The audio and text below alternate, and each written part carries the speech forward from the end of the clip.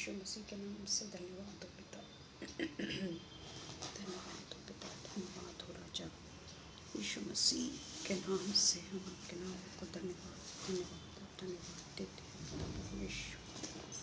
धन्यवाद हो पिता, धन्यवाद हो पिता, धन्यवाद हो पिता। आपके नाम का धन्यवाद धन्यवाद और धन्यवाद देते हैं। आपके नाम की स्तुति स्तुति और स्तुति करते हैं पिता। आप हमारे प्रार्थना को सुनिए। प्रेज़ द लॉर्ड अनुपम भैया। Praise the Lord everyone. धन्यवाद हो पिता, धन्यवाद हो। Hallelujah hallelujah hallelujah hallelujah hallelujah पिता, हालेलुया हालेलुया। परमेश्वर के नाम की स्तुति हो, परमेश्वर के नाम की महिमा हो आज के दिन के लिए जो उसने हमको दिखाया। Praise the Lord Shabnam. आइए हम प्रार्थना करें। धन्यवाद हो पिता, धन्यवाद धन्यवाद धन्यवाद धन्यवाद धन्यवाद धन्यवाद धन्यवाद धन्यवाद देते हैं पिता। जितना भी हम धन्यवाद देते हैं पिता उतना ही कम है पिता। हर एक पिता परमेश्वर हम पर जो इनायत होती है पिता, जो हम बचाए जाते हैं पिता, जो हम पर दुष्टता के हमले होते हैं पिता परमेश्वर, जो पिता परमेश्वर अनगिनत प्रकार हमको सताने के लिए होते हैं, परंतु यीशु मसीह जब हमारे साथ में होता है उस समय हम सब बलाओं से खतरों से बचाए जाते हैं। पर पिता परमेश्वर आपका वचन तो यही कहता है कि हम आपके कारण सताए जाएंगे। पिता परमेश्वर वो सताओं के साथ ही पिता परमेश्वर हमें अनंत जीवन का अधिकार प्राप्त होगा। और इसलिए पिता परमेश्वर हम आपसे हमेशा वो सामर्थ को मांगते रहें जो पिता परमेश्वर आपके 12 चेलों ने मांगी। जो पिता परमेश्वर इतनी कठिन मुसीबतें और इतने कठिन परिश्रम और इतनी पिता परमेश्वर दर्दनाक मौत सहने के बावजूद भी उन्होंने आपके नाम को नहीं छोड़ा। वही पिता परमेश्वर हम में वही करेज देना, वही पवित्र आत्मा देना पिता, कि हम भी पिता परमेश्वर सदा आपकी सेवा करने के लिए तत्पर रहने वाले हो सके। सदा पिता परमेश्वर एक साथ में मिलकर एक पिता परमेश्वर चेन बना ले पिता, जो कभी नहीं टूटने की। और वो चेन से पिता परमेश्वर कोई दुष्टता ताकत हमारे पास में नहीं आ सकेगी पिता। और वो चेन पिता परमेश्वर हम सब एक दूसरे से पवित्र आत्मा के सहारे से बंधे रहें। ऐसा ही पिता परमेश्वर आप हम लोग सबके साथ में करिएगा पिता। हर कोई मिलकर पिता परमेश्वर आपके पवित्र नाम को इतना ज़्यादा उठाए, इतना ज़्यादा उठाए कि पिता परमेश्वर कोई शैतान की ताकत हमारे करीब ना आ सके पिता। कोई शैतान की ताकत आपसे हमको अलग ना करने वाली हो सके पिता। कोई शैतान की ताकत से पिता परमेश्वर हम हार मारने वाले ना हो, बल्कि पिता परमेश्वर हमारे साथ में आपका आत्मा सदैव चलता रहे पिता परमेश्वर। हम धन्यवाद देते हैं पिता परमेश्वर, जो पिता परमेश्वर अनुपम भैया और शबनम पिता परमेश्वर आपके नाम के लिए हमेशा ही कहीं पे भी जाते हैं तो भी पिता परमेश्वर वो आपके नाम को लेना नहीं छोड़ते। बकायदा पिता परमेश्वर उनके जो कॉलिंग्स है वो पूरे करते हैं पिता परमेश्वर। चाहे वो कितने भी व्यस्त क्यों न रहें, वो पिता परमेश्वर रात के 10:30 बजे का भी अपना डिवोशन का जो उनका परमेश्वर के लिए वो समर्पित है, वो पूरे तरीके से पिता परमेश्वर पूरे तरीके से समर्पण उनका दिख पड़ता है पिता। पिता परमेश्वर हम उनके लिए तमाम आशीषों को मांग लेते हैं, उनके लिए तमाम पिता परमेश्वर पूरे तरीके से उनके लिए पिता परमेश्वर हम परमेश्वर के नाम से पिता परमेश्वर उनके ब्लेसिड जीवन में और ज़्यादा ब्लेसिंग को मांगते हैं, सुरक्षा को मांगते हैं, और उनके पिता परमेश्वर जो काम है वो और भी ज़्यादा आगे और आगे बढ़ते चले जाए। पिता परमेश्वर आगरा मसीह मंडली के लिए हम दिल के गहराई से आपको धन्यवाद करते हैं पिता, कि आपने आज ये हमको मौका दिया कि इस मंडली के ज़रिए पिता परमेश्वर हम आपके नज़दीक पहुंचने वाले हो सके, आपके वचन का प्रचार और प्रसार करने वाले हो सके। पिता परमेश्वर अभी जो भी कुछ हम पढ़ेंगे, जो भी कुछ हमारे से वचन का पिता परमेश्वर जो हम शेयर करेंगे, होने देना पिता परमेश्वर कि वो वचन पिता परमेश्वर केवल पिता परमेश्वर हम ही लोगों तक पहुँचने वाला ना हो, बल्कि पिता परमेश्वर ऐसा बीज दूसरों पे गिरने पाए पिता, ताकि दूसरे भी पिता परमेश्वर आपके सत्य वचन को जानने वाले हो सके और अपने हृदय का परिवर्तन करने वाले हो सके। ये पेज के जरिए पिता परमेश्वर अनेक आत्माओं को आप जीतना, ये सारी विनती को पिता परमेश्वर हम हमारे यहोवा निसी के नाम से मांगते हैं। सुनिए और कबूल करिए। आमीन पिता, आमीन, आमीन।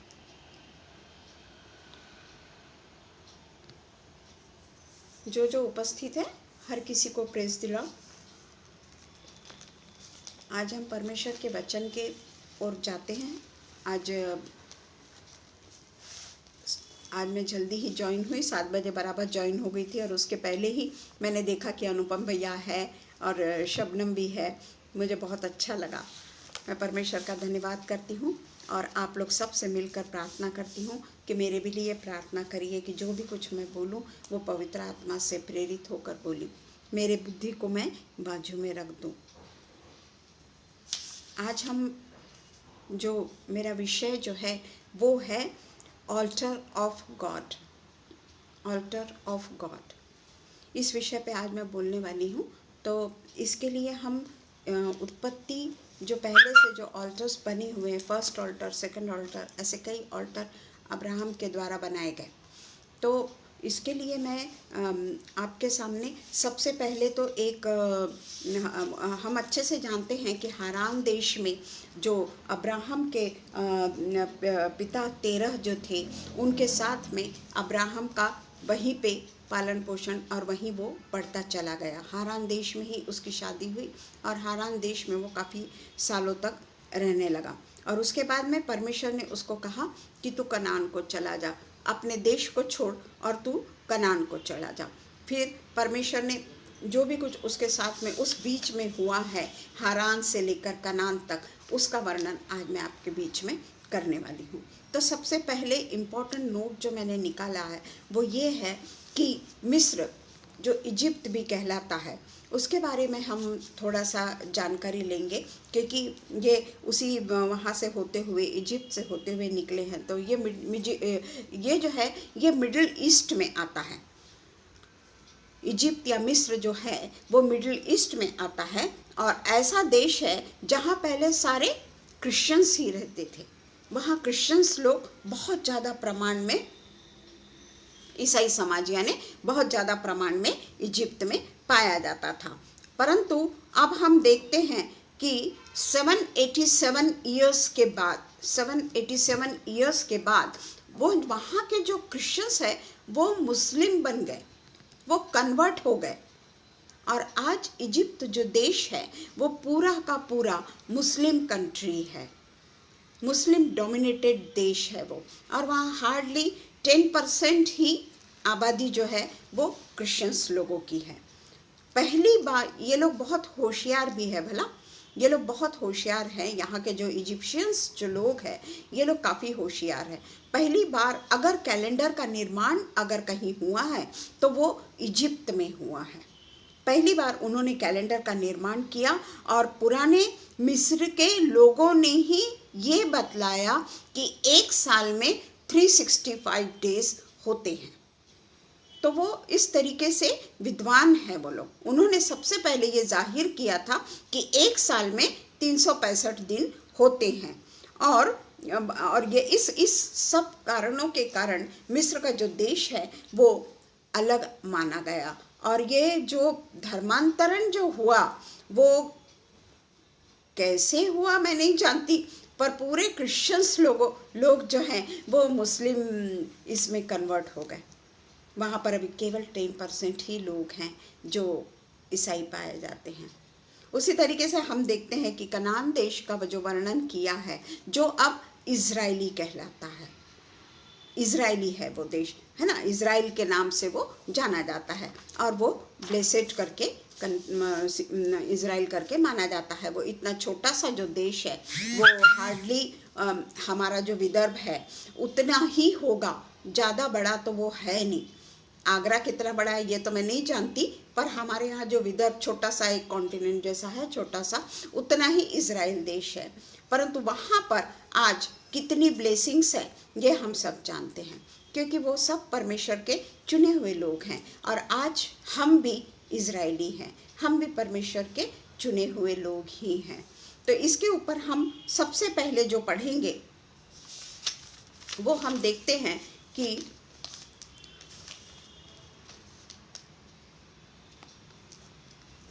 सबसे पहले हम देखेंगे कि हारान देश से जब अब्राहम अपनी पत्नी और लूत को, जो उसका चचेरा भाई था, उसको और उसका भतीजा, लूत उसका भतीजा था, और उसकी मिसेस, उसका नाम कहीं पे भी नहीं लिया गया है, कभी भी उसका नाम नहीं लिया गया है। तो क्योंकि नए नियम में भी यीशु मसीह ने जब कहा था तो केवल यही कहा था कि लूत की पत्नी को स्मरण रख, कोई उसके नाम को नहीं जानता है। तो इसीलिए ये 4 जन वहाँ से निकले, हारान देश से निकले, और चलते वो लोग निकलते चले गए। और इस तरीके से हम देखते हैं कि सबसे पहले 12 में एक से लेकर हम देखते हैं कि किस तरीके से परमेश्वर ने उसको, अब्राहम को ब्लेसिंग पे ब्लेसिंग देता चला गया। क्योंकि हारान, जिसमें अब्राहम पला बढ़ा, अपने पिता अपने घराने के साथ में वहाँ पे रहता था, वो देश को छोड़कर परमेश्वर ने उसको आज्ञा दी कि तू वो देश को छोड़कर दूसरे देश में चला जा, जो मैं तुझे दिखाता हूँ। और वो उसके कहे अनुसार, और वहीं मैं तुझसे एक बड़ी जाति बनाऊंगा और तुझे आशीष दूंगा। सबसे पहले परमेश्वर ने उससे वायदा किया कि मैं तुझको आशीष दूंगा और तेरा नाम महान करूंगा और आशीष का तू मूल पिता होगा। ये मेरा जो है ना, ये पीछे में मैं इसलिए गई हूँ कि उसके बाद में ही हम आगे जा सकेंगे। तो इसलिए मैं 12 का वर्णन छोटे से इसमें करूंगी। और यहोवा का उसके ऊपर काफ़ी कृपा दृष्टि रही, और परमेश्वर उससे कहते हैं कि जिसको तू श्राप देगा उसे मैं श्राप दूंगा, और जिसे तू आशीष देगा उसे मैं आशीष दूंगा। इतना परमेश्वर अब्राहम के ऊपर प्यार करते हैं। और उसके बाद में होते होते वो लोग भतीजे लूत के साथ, और उन्होंने जब धन इकट्ठा किया था और जो प्राणी उन्होंने हारान में प्राप्त किए थे, वो सब लेकर कनान देश को जाने को निकले। और वहाँ पर देखिए, सबसे पहले उस देश में जाते हुए अब्राम शकेम में, जहाँ मोरे का बांज वृक्ष है, पहुंचा। तब यहोवा ने अब्राम को दर्शन देकर कहा, यह देश मैं तेरे वंश को दूंगा। अभी वंश नहीं है, हाँ, उसका अभी तो कहीं आता पता भी नहीं है, उसके बच्चे का कहीं आता पता भी नहीं है, पर परमेश्वर ने बोल दिया कि मैं ये जो वंश है तेरे वंश को दूंगा। तो ये जो वंश है, ये ऑल्टर ऑफ विजन है, पहला ऑल्टर ऑफ विजन है, जो परमेश्वर ने अब्राहम को वो वृक्ष, मोरे का बांज का जो वृक्ष है, वहाँ पे उसने दिया। और ये फर्स्ट ऑल्टर था, ऑल्टर ऑफ विजन। तो यहाँ पर हम देखते हैं कि किस तरीके से परमेश्वर ने उसके साथ में सदा बना रहा। हम पूरा नहीं पढ़ेंगे, और किस तरीके से परमेश्वर उसको बहुत ज़्यादा ब्लेसिंग पे ब्लेसिंग देता चला गया। यह हम अच्छे तरीके से जानते हैं कि अब्राहम को परमेश्वर ने कितनी ब्लेसिंग दी। परंतु उसके बाद में 12 के 10 में जब हम जाते हैं, ये 9 में तो देखिए यहाँ तक सब कुछ हो गया कि उसने सेकंड ऑल्टर भी वहीं पे बनाया। उसमें लिखा है कि एक तंबू खड़ा किया, पश्चिम की ओर बेतेल और पूर्व की ओर ए है। वहाँ भी उसने यहोवा के लिए एक वेदी बनाई, सेकंड ऑल्टर। देखिए, हाँ, अब्राहम वहाँ पे वेदी बनाए चला जा रहा है। पहला ऑल्टर जो है वो तो परमेश्वर ने उसको ये किया, वो फर्स्ट ऑल्टर कहलाया। और सेकंड ऑल्टर फिर उसने यहोवा के लिए एक वेदी बनाई और यहोवा से प्रार्थना की, और अब्राहम आगे बढ़कर दक्षिण के देश को चला गया प्रार्थना करके। हाँ, वेदी बनाया, प्रार्थना किया, और तब कहीं वो आगे बढ़ता है, दक्षिण के देश में वो जाता है। उसके बाद में क्या होता है?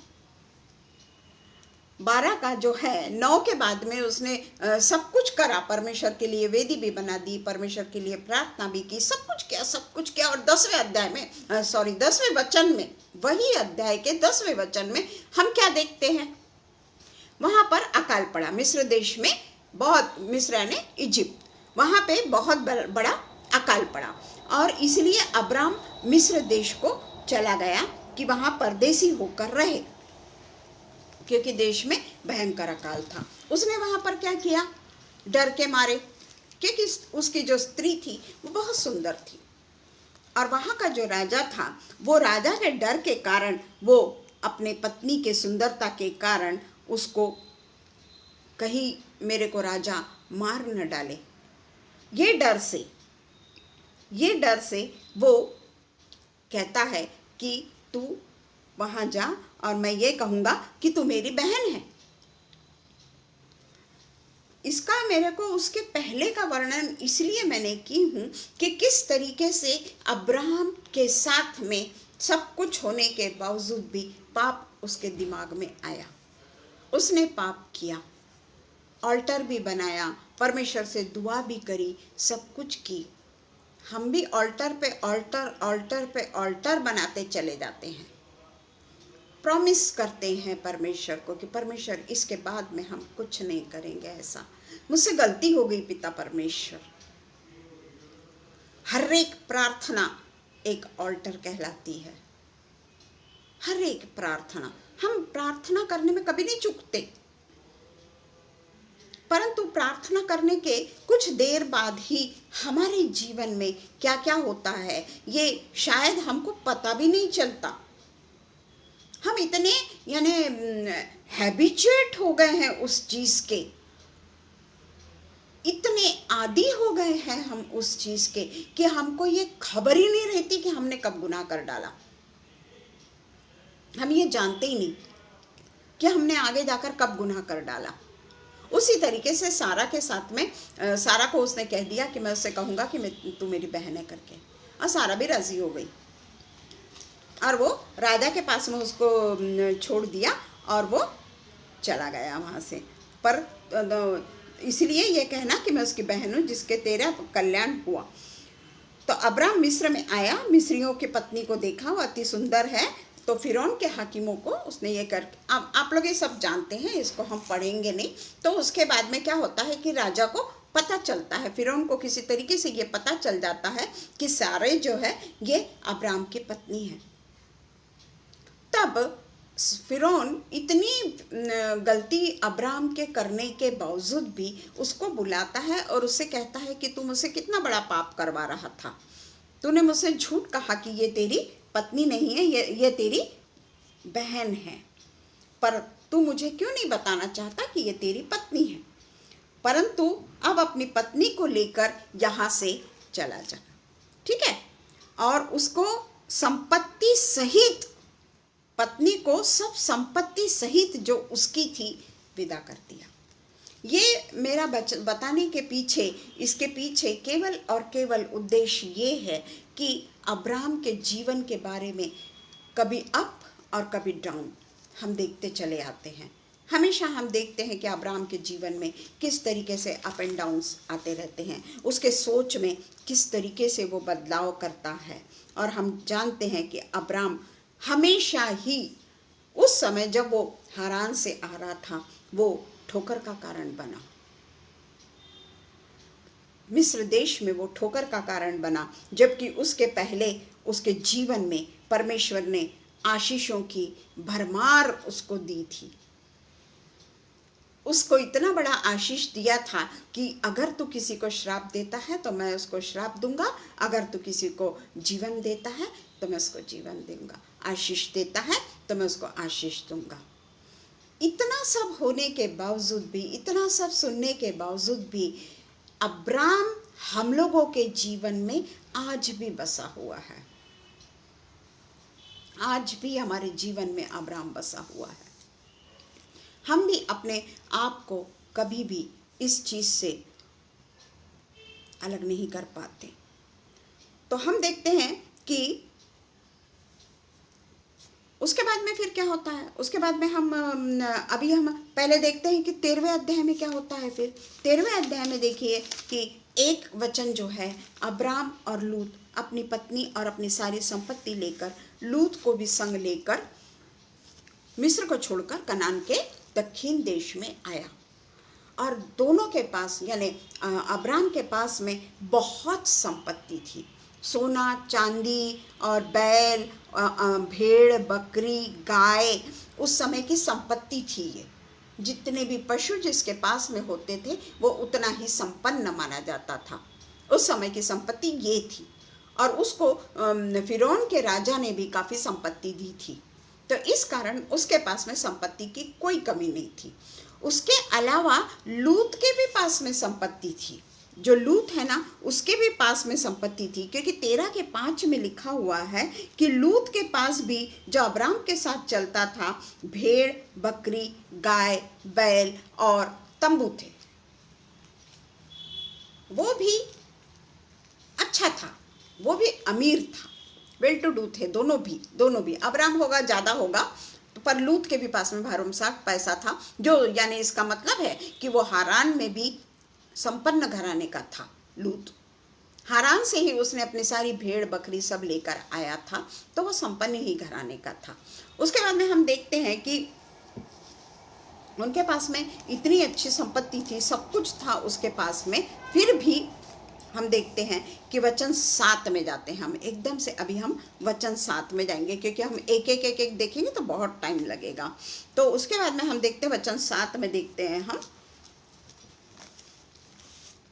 यहाँ पर क्या होता है कि वहाँ पे इन लोगों के पास में इतनी ज़्यादा गाय बैल भेड़ बकरी थे कि उन लोगों के लिए वो स्थान जो था ना अपर्याप्त था, क्योंकि दोनों के पास में भरपूरी से था, इसलिए वो जगह जो है वो उनके लिए अपर्याप्त थी। 7 में हम देखते हैं कि उनके पास में बहुत धन था, इसलिए वे देखिए वो जो वचन है ना 6 का बी पार्ट पढ़ रही हूँ मैं, कि उनके पास में इतना धन था इसलिए वे इकट्ठे ना रह सके। धन क्या करता है हमको, ये वहाँ पर बता रहा है।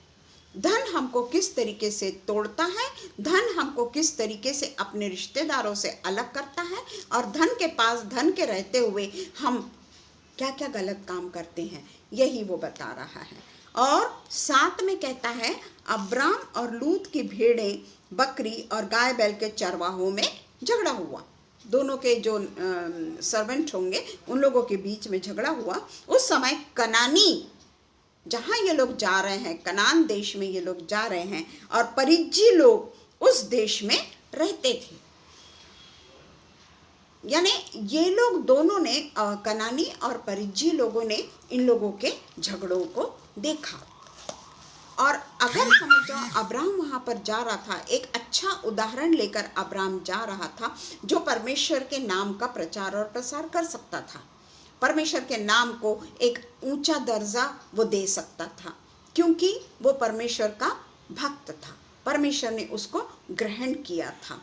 तो परंतु जब ये लोग दोनों के बीच में जब झगड़े हुए, ये लोग दोनों के सर्वेंट्स के बीच में जो झगड़े हुए, तो कनानी और परिज्जी ये सब देख रहे थे। ये दो जाति के लोग शायद वहाँ रहते होंगे, तो वो उनके ऊपर गलत प्रभाव पड़ा होगा ना, उनके ऊपर गलत प्रभाव पड़ा होगा। कुछ मैंने सत्य वचन में से भी आज पढ़ा है, तो वो भी मैं कोट की हूँ। तो उन लोगों के ऊपर अच्छा प्रभाव नहीं पड़ा, क्योंकि ये अभी उन लोगों के देश में स्थिर नहीं हुए हैं। पर उन्होंने स्टार्टिंग में ही ये लोग दोनों के बीच में हो रहे युद्ध को देख लिया, ये दोनों के बीच में हो रहे मुठभेड़ को देख लिया।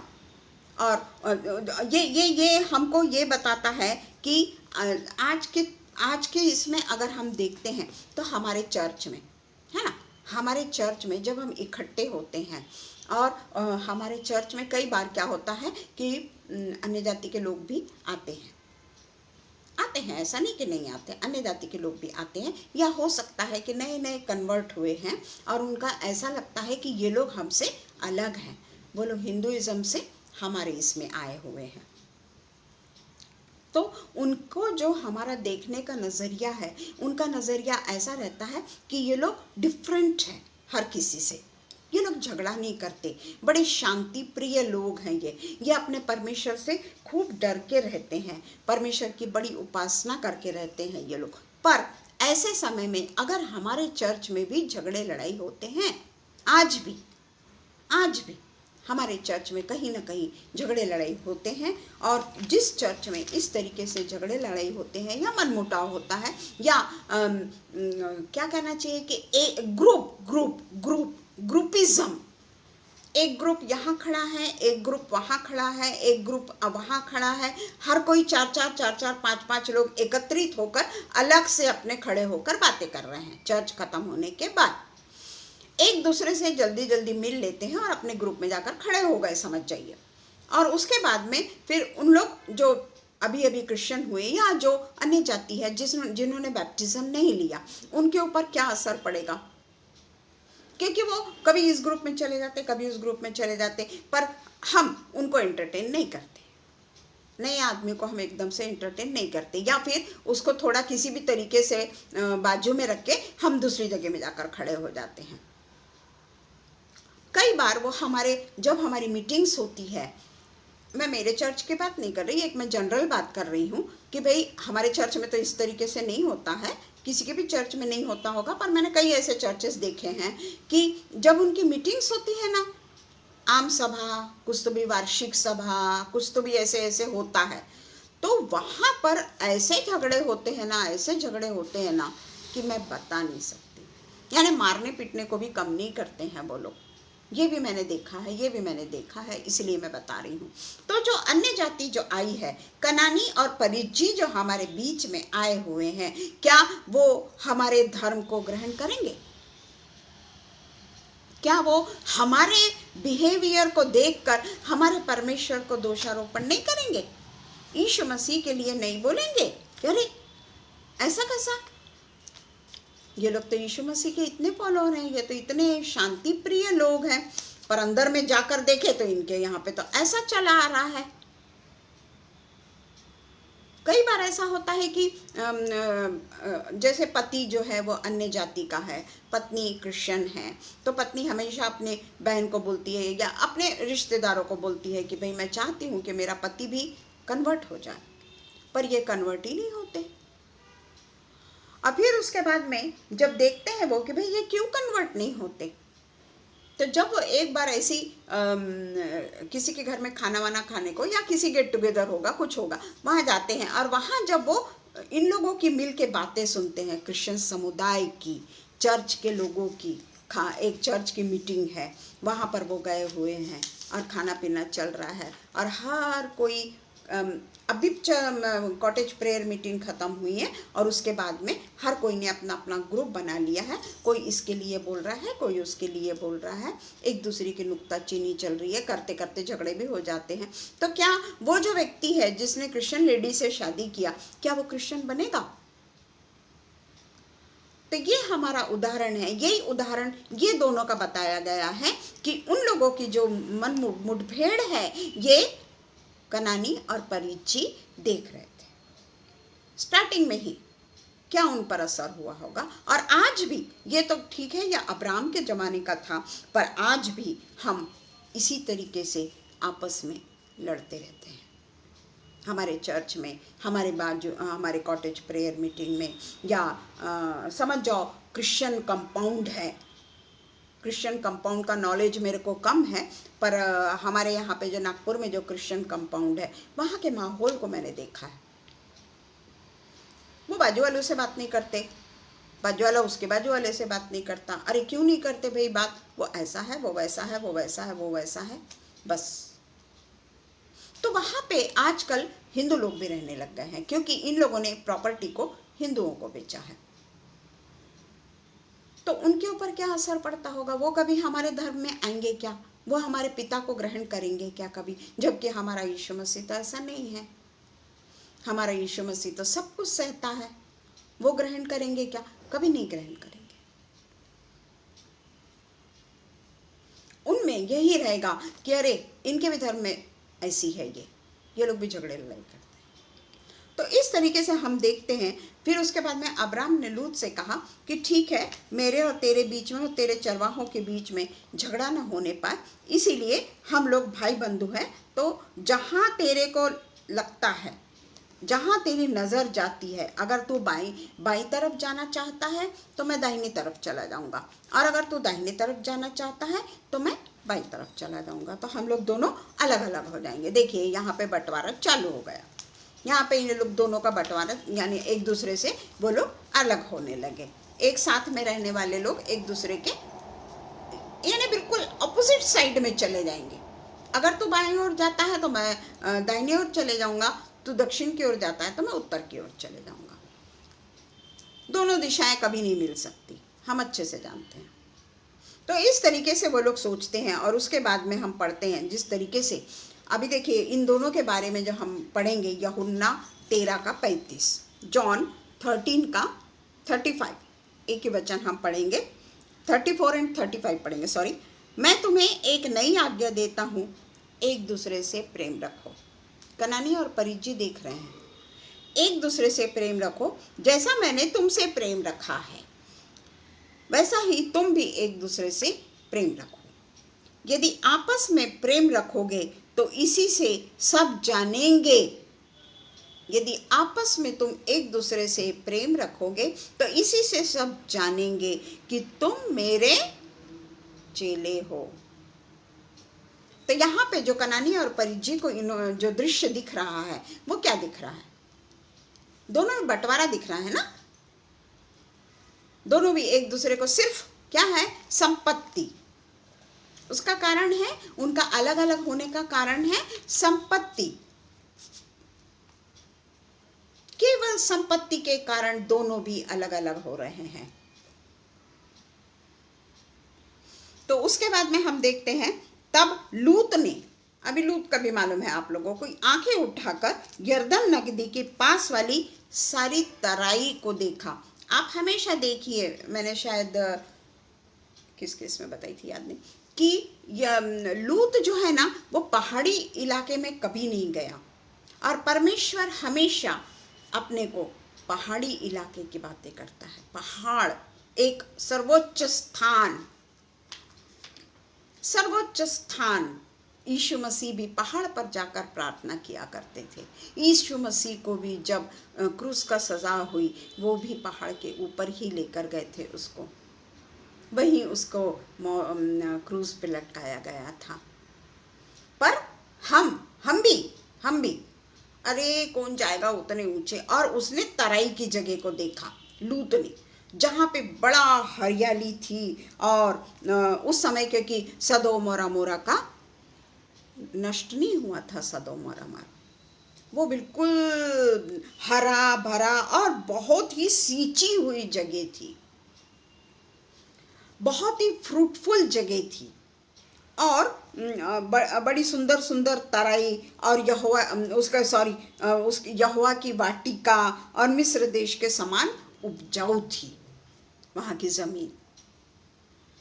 बहुत ही ग्रीन कंट्री थी और बहुत ही ज़्यादा वो लोग पैसे वाले थे। उनका जो बिजनेस था वो फ्लरिश होता था क्योंकि वहाँ की ज़मीन उपजाऊ थी। हम अच्छे से जानते हैं वहाँ की ज़मीन उपजाऊ थी, वहाँ हरियाली थी वहाँ पर, परंतु वो तराई में था, पहाड़ पे नहीं था सदोम और अमोरा, वो तराई में था। परंतु लूत ने किस चीज को पसंद किया? नीचे के स्थान को पसंद किया लूत ने। क्यों? क्योंकि वहां उसको वैभव दिखा। उसके अंदर में जो पाप थे, सदोम और अमोरा में जो पाप थे, जो ग्लैमरस कंट्री में जो गलत गलत बातें हो रही थी, वो सदोम और अमोरा के इस तरफ में लूत ने दृष्टि डालना नहीं चाहा। बिल्कुल भी उसने नहीं सोचा कि मैं वहां ना जाऊं, क्योंकि उसको लगा कि ये तो सब मेरे को अपने आप मेरे को सब मिल जाएगा, मेरे को मेहनत भी नहीं करनी पड़ेगी ज़्यादा। तो वो वहां से निकल के चला जाता है। तो ये बोलता है अब्राम कि ठीक है, तू अगर वहां जाना चाहता है तो तू वहां जा, तो फिर मैं दूसरे चले चलूँ। परंतु अब्राम कनान देश में रहा, पर लूत उस तराई के नगरों में रहने लगा और अपना तंबू सदोम के निकट खड़ा किया। तंबू सदोम के निकट खड़ा किया। सदोम के लोग यहोवा के लेखे में बड़े दुष्ट और पापी थे। यानी लूत को मालूम था, लूत को ये मालूम था कि हमारे इजरायली लोगों के नज़रों में वो दुष्ट हैं और पापी लोग हैं। फिर भी हमारी आंखें, हमारे विचार, हम भी ऐसी ही जगह को पसंद करते हैं ना, जहाँ सब कुछ हमको पूरे तरीके से तैयार मिले। फिर वहाँ कितने भी पाप हो, कितने भी दुष्टता के कार्य हो, हम उसकी तरफ दुर्लक्ष्य करते हैं। हम बोलते हैं नहीं, हम थोड़ी करेंगे ऐसा, हम तो केवल परमेश्वर का नाम लेंगे भाई, और हम ये सब काम नहीं करेंगे। पर वो वैभव में हम ऐसे घिरते चले जाते हैं, ऐसे घिरते चले जाते हैं कि पाप रूपी शैतान हमको उसके कब्जे में लेते चला जाता है। वो हमको छोड़ने को तैयार नहीं होता और हम भी उसके गिरफ्त में आते चले जाते हैं। हम भी उसके गिरफ्त से नहीं छूटना चाहते, क्योंकि हमको और चाहिए, और चाहिए, और चाहिए। प्रेज द लॉर्ड संजना, और चाहिए हमको। हमारा पेट ही नहीं भरता ना। सब कुछ होने के बाद में हमारे बच्चे भी, शादी हो जाती है, हमारे बच्चे भी सब सेटल हो जाते हैं, फिर भी हमारा पेट नहीं भरता। फिर भी हम पाना चाहते हैं, पाना चाहते हैं, पाना चाहते हैं। पर हम परमेश्वर के लिए क्या पाना चाहते हैं? हम परमेश्वर के लिए क्या करना चाहते हैं? अगर हम सब हरी भरी तराई, हरा भरा सब कुछ अगर हमको दिख रहा है, तो परमेश्वर ने भी तो हमको हरा भरा रखा है ना भाई। आज तक परमेश्वर ने भी हमको बचाया है ना।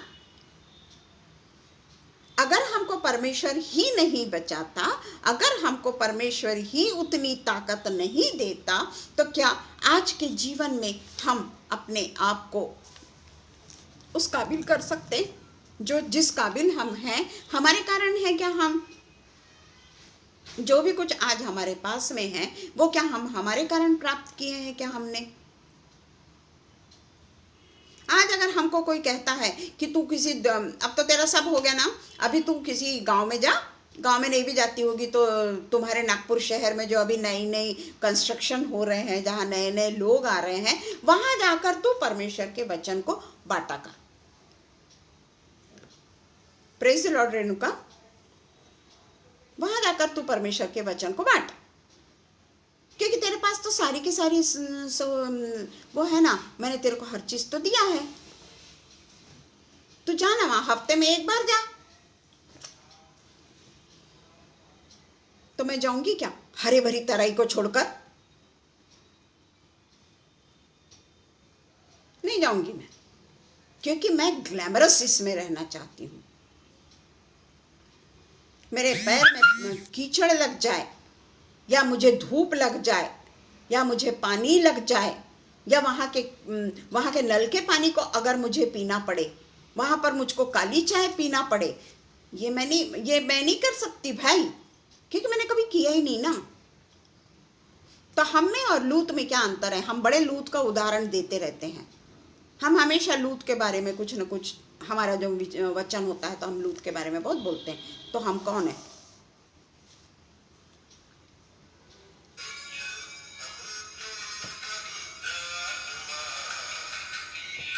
सॉरी, हाँ कोई तो भी आए हैं। 2 मिनट, 2 मिनट, कोई नहीं है ना मेरे पास में यार, एक मिनट।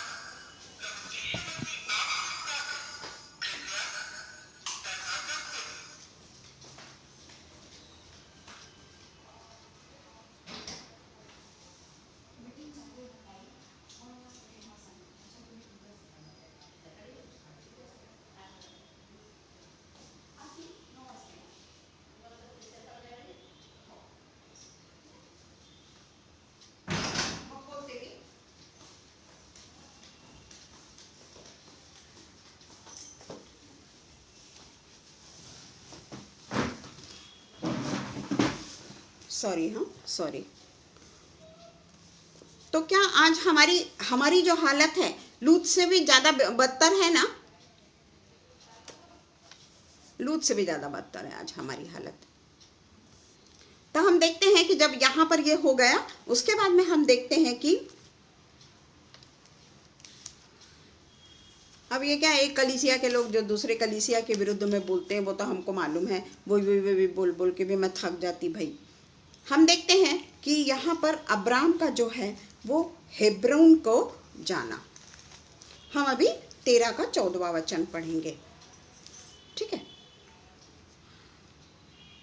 अब यहाँ पर लूत अब्राम से अलग हो गया है, यहाँ पर वो अलग हो गया है और वहाँ पर उसने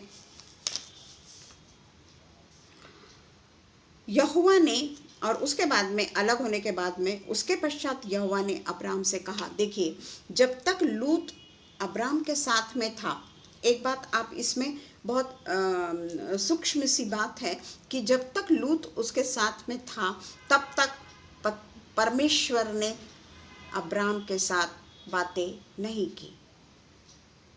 जब ये लोग मिस्र देश से निकले, उसके बाद की मैं बात कर रही हूँ।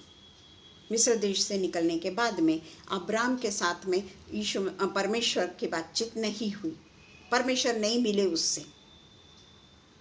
परंतु जैसे ही लूत उसको छोड़कर चला जाता है, लूत दूसरे देश में चले जाता है, तब उसके पश्चात यहोवा ने अब्राम से कहा, उसके बाद में आए और वो अब्राम से कहा कि दर्शन देकर कहा कि उठकर जिस स्थान पर तू है वहां से उत्तर, दक्षिण, पूर्व, पश्चिम, जबकि वो अभी लूत को बोला था कि तू अगर उत्तर को जाता है तो मैं दक्षिण को जाऊंगा, तू अगर पूर्व को जाता है तो मैं पश्चिम को जाऊंगा। पर यहाँ पर यहोवा उनको दर्शन देकर कहते हैं कि उठकर खड़ा हो और उत्तर, दक्षिण, पूर्व, पश्चिम चारों ओर दृष्टि कर, क्योंकि जितनी भूमि तुझे दिखाई देती है उस सबको मैं तुझे और तेरे वंश को युग युग के लिए दूंगा। कहाँ है उसका वंश? कहाँ है उसका वंश?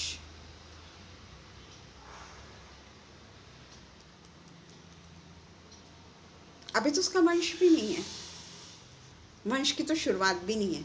पर परमेश्वर उससे जब भी प्रॉमिस करता है, 12वें इसमें भी प्रॉमिस किया, तेरे वंश को दूंगा, सारी आशीषें, सारा शोहरत मैं तेरे वंश को दूंगा।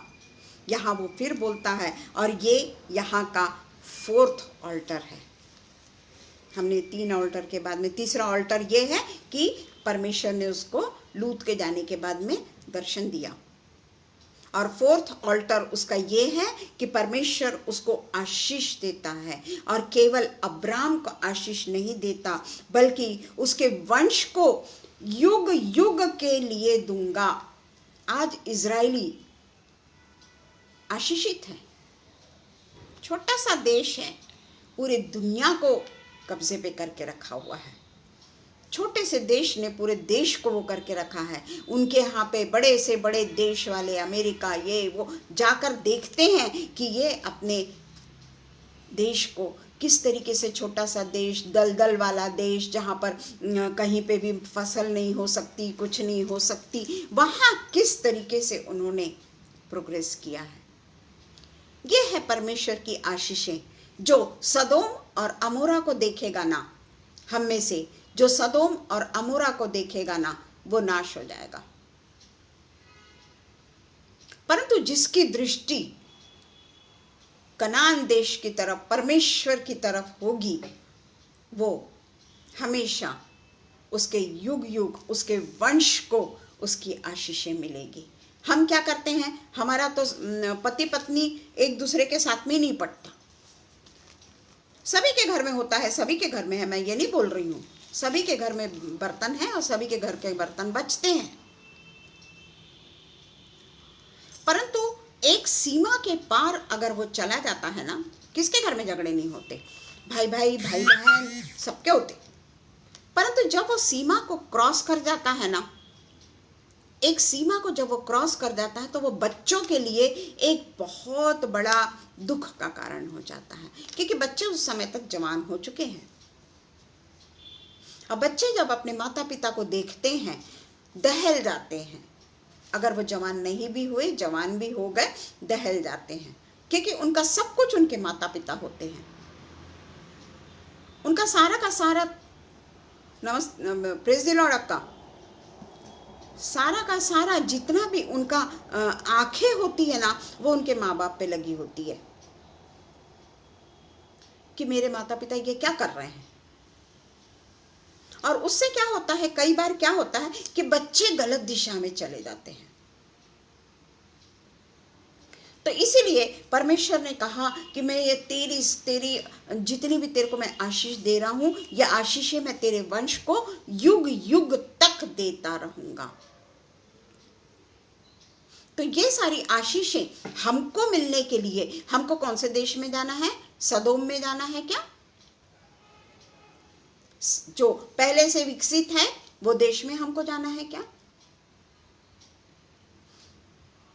नहीं।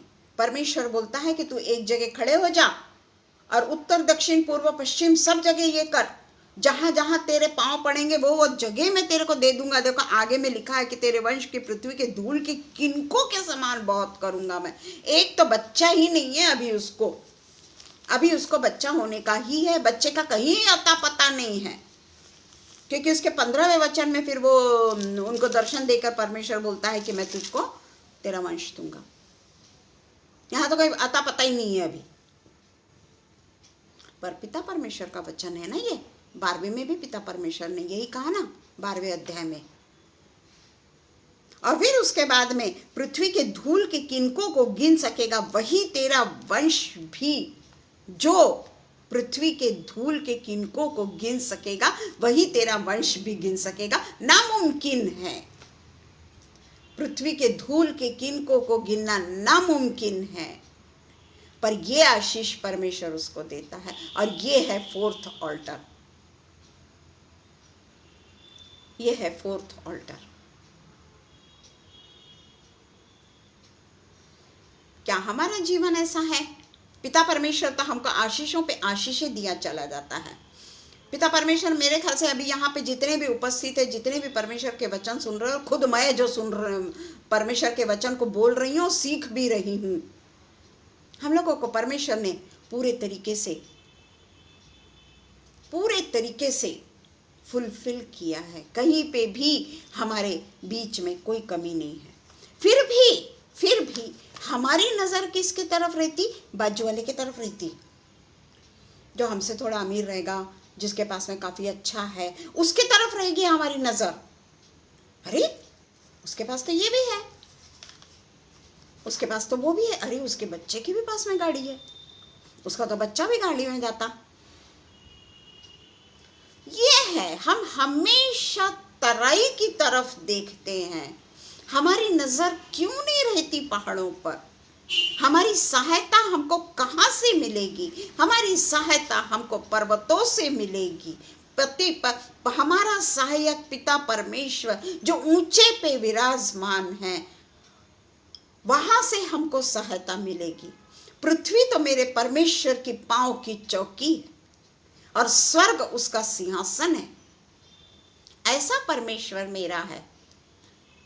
उस परमेश्वर को छोड़कर हम क्यों आजू बाजू में देखते हैं?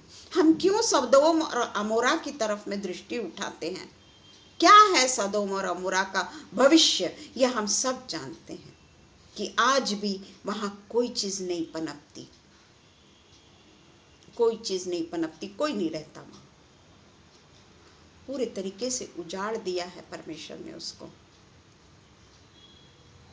उसके बाद में हम देखते हैं कि गिन नहीं सकेगा। उठ, इस देश की लंबाई और चौड़ाई में चल फिर। देखो, यानी जहां जहां तू पांव रखेगा वो जगह मैं तुझको दे दूंगा। ये पिता परमेश्वर का वचन है ना, कि जहां जहां तू पांव रखेगा वो जगह मैं तुझको दे दूंगा। फिर क्यों हम इतना दौड़ भाग करते हैं? अकेली जान रहती है परंतु 4 घर होते हैं, देख भी नहीं सकती। ये है लोभ, ये है लालच। मैं बड़े गर्व के साथ कहती हूँ कि मेरी लड़की मेरे को ये सब सिखाती है, बहुत गर्व के साथ कहती हूँ मैं, क्योंकि उसके मेरी लड़की पे उसके पप्पा का असर है। वो कभी पैसों के पीछे नहीं भागती, कभी नहीं भागती वो पैसों के पीछे। उसने ही मुझसे कहा कि मम्मी इतना सब रख के क्या करोगी, कैसे संभालोगी, कहाँ कहाँ देखोगी, कहाँ कहाँ टैक्स दोगी, किस किस से झगड़ा करोगी, और हम तो नागपुर आएंगे नहीं, हम तो नहीं आएंगे नागपुर, क्या करेंगे, हम औने पौने कीमत में बेच के चले जाएंगे जिसको आपने इतने मुसीबत से बनाया है। और उसकी बातों को सुन के मैंने सिर्फ मैं जिस घर में रहती हूँ वो छोड़कर मैंने सारी प्रॉपर्टी बेच दी, सारी प्रॉपर्टी बेच दी मैंने। सही तो बोली ना उसने, उस पे पूरे पप्पा है उसके।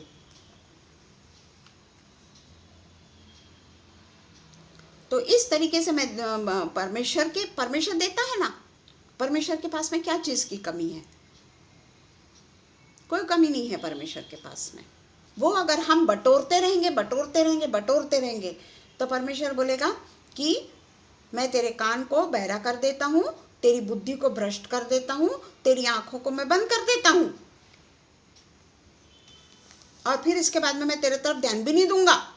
फिर हमारा क्या होगा, किसको देखेंगे हम? वो तो बोलेगा मैं तेरे तरफ ध्यान भी नहीं दूंगा। नए नियम में हम देखते हैं कई बार यीशु मसीह ने ऐसा कहा है कि उनकी बुद्धि को मैं भ्रष्ट कर दूंगा।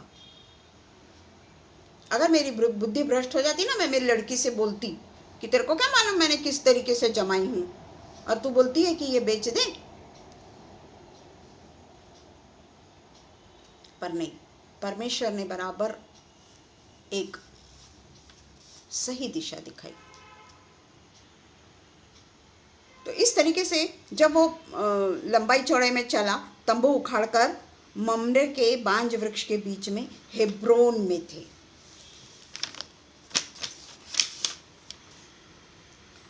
इसमें मैंने लिखा है,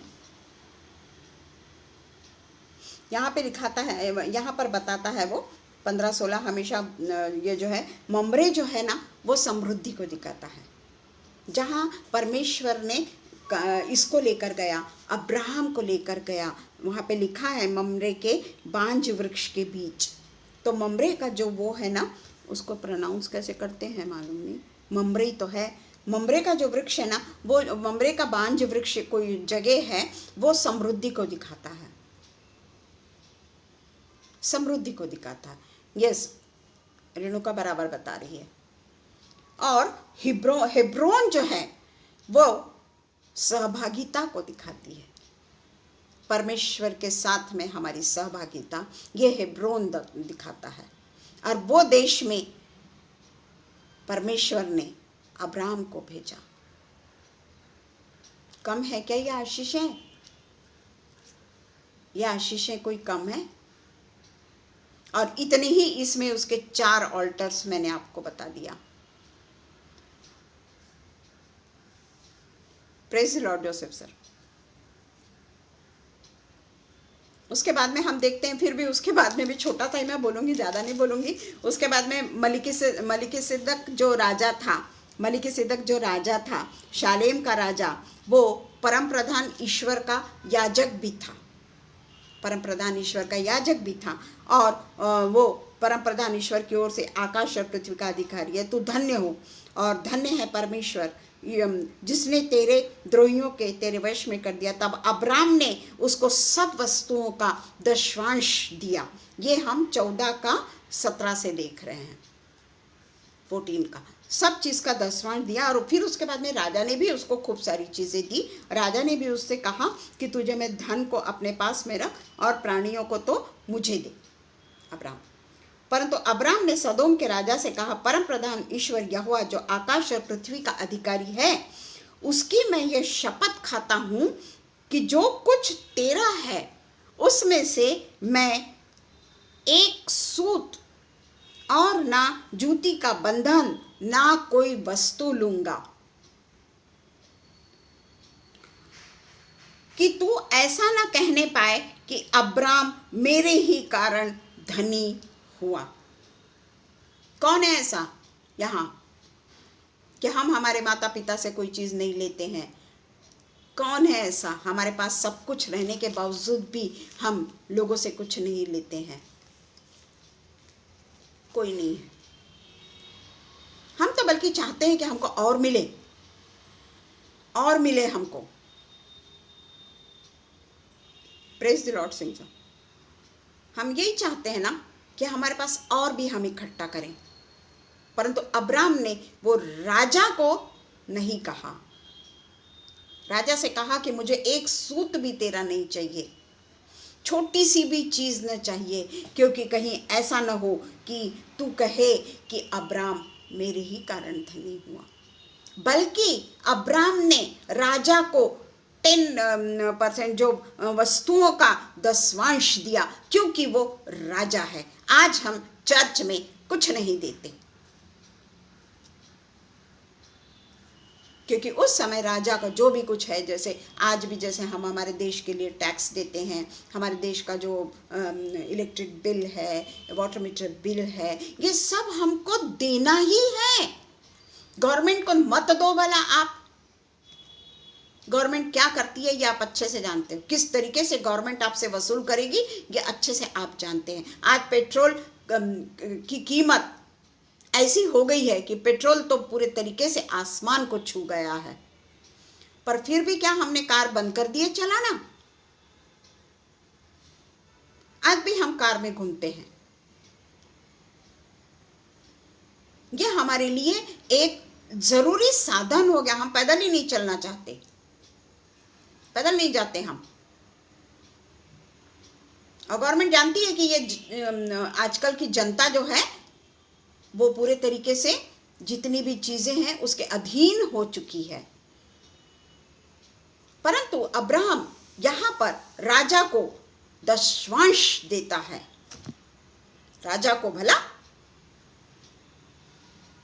जो उसका कर्तव्य था, परमेश्वर को तो वो देता ही है। हम क्या देते हैं? गवर्नमेंट को तो दे रहे हैं ना, हम टैक्स बढ़ा रही है गवर्नमेंट, हम दे रहे हैं ना। पेट्रोल भरा की कीमतें बढ़ रही है, खाने पीने की चीज़ें बढ़ रही है। जो 5 रुपए किलो या 10 रुपए पाव सब्जी हम खाते थे, 10 रुपए पाव तक सुनी थी, आज तो देखो तो 20 और 25 हो गया है। खा रहे हैं ना हम, अच्छी अच्छी चीज़ खा रहे। मालूम नहीं मटन मछली की क्या कीमतें, मैं नहीं जानती क्योंकि मैं खाती नहीं हूँ ये सब चीज़ें, पसंद नहीं करती। कहने का मतलब बहुत ज़्यादा उसकी कीमतें तो मैं जानती नहीं, पर हम खा रहे हैं ना। कुछ नहीं तो संडे को तो लाके खा ही रहे ना। परमेश्वर को हमने क्या दिए? संडे को हम इतना महंगा 800 रुपए किलो मटन खाते, परमेश्वर को क्या देकर आते? परमेश्वर के भवन से आके ही मटन लेने जाते लोग। तो हमने परमेश्वर को क्या दिया? कुछ दिया हमने परमेश्वर को? क्या दिया परमेश्वर के भवन में जाकर?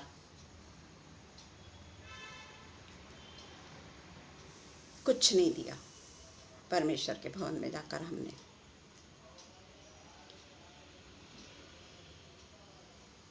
पूरे तरीके से सज धज के, पूरे तरीके से अच्छे अच्छे कपड़े पहन के, पूरे तरीके से ऑर्नामेंट्स और जो भी कुछ हमको मिलता है, एक से एक चीजें पहन के हम परमेश्वर के भवन में जाते हैं। भला परमेश्वर हमको देखता है क्या ऐसा? अरे तूने आज मैचिंग चूड़ी नहीं पहनी, अरे तूने आज घड़ी नहीं पहनी, अरे तूने कब पिछले हफ्ते जो साड़ी पहनी थी वही पहन ली। ये देखता है क्या परमेश्वर? परमेश्वर हमारे मन को देखता है और वो जानता है कि हमारे मन में क्या चल रहा है, अच्छे से जानता है। हम बोल बोल के देते हैं ताकि 10 लोग, पूरे कलीसिया को पता पड़े कि मैंने क्या दिया चर्च में। बर्थडे होता है, बोल बोल के देते कि मेरा बर्थडे था तो मैं धन्यवाद, क्या बोलते, थैंक्स गिविंग को, धन्यवाद का भेंट के रूप में मैं इतना इतना इतना रुपए दे रही हूं। परमेश्वर को ग्रहण है क्या? वो ग्रहण किया क्या परमेश्वर ने? आपके भेंट को परमेश्वर ने ग्रहण किया क्या?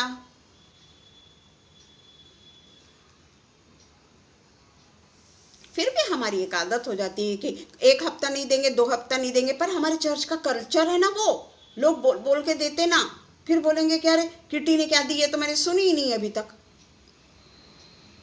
मेरी कजिन सिस्टर को किटी बोलते हैं, क्या दी मैंने तो सुना ही नहीं अभी तक। तो फिर थोड़े दिन बाद में वो फिर से बोलने लग जाएगी, क्योंकि हमारे चर्च का कल्चर है वो, जो गलत है, गलत है, टोटली गलत है। मैं तो कई जगह ऐसे चर्चेस में देख रही हूँ कि बड़ा सा ऐसा बर्तन ना खुला रखा जाता है, खुला रखा जाता है ऐसा, और पुलपिट पे से पास्टर देखते रहते हैं कि कौन कितना दे रहा है। मैं किसी पे क्रिटिसाइज नहीं कर रही हूँ, प्लीज, मैं किसी पे क्रिटिसाइज नहीं कर रही हूँ, मैं परमेश्वर के वचन के रूप में बता रही हूँ।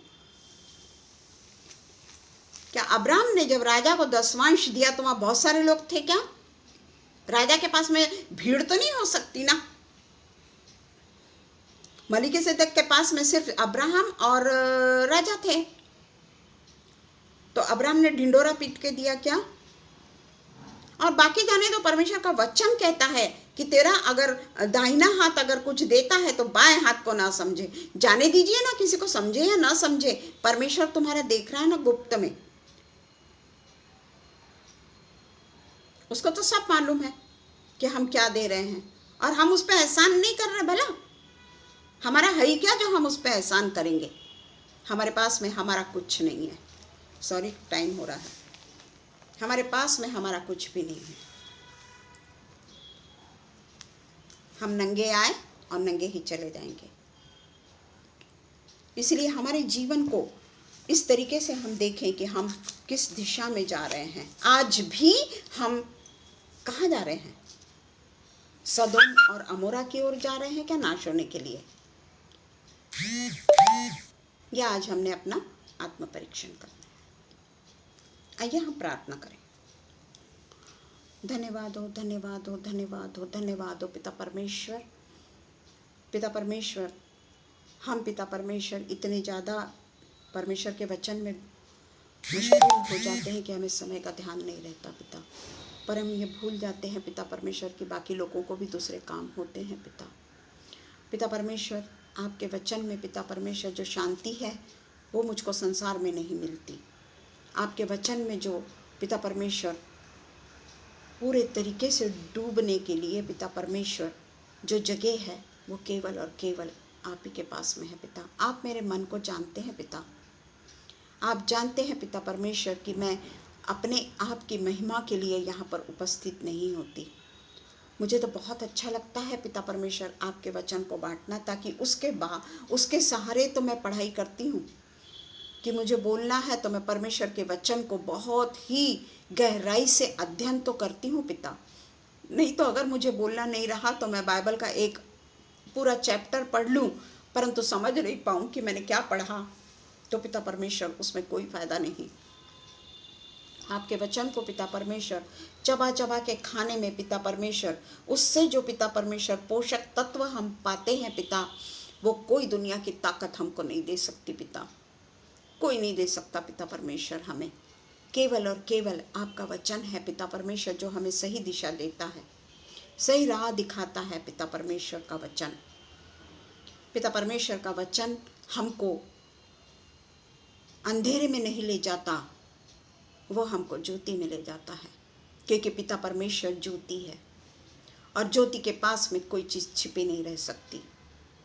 इसलिए पिता परमेश्वर हम ज्योति की संतान हैं और ज्योति में ही चलें पिता परमेश्वर। हमारे सारे काम पिता परमेश्वर ऐसे हो जो ज्योति में किए जाएं, क्योंकि अगर हम कुछ गलत काम करते हैं तो वो अंधेरे में करते हैं पिता परमेश्वर।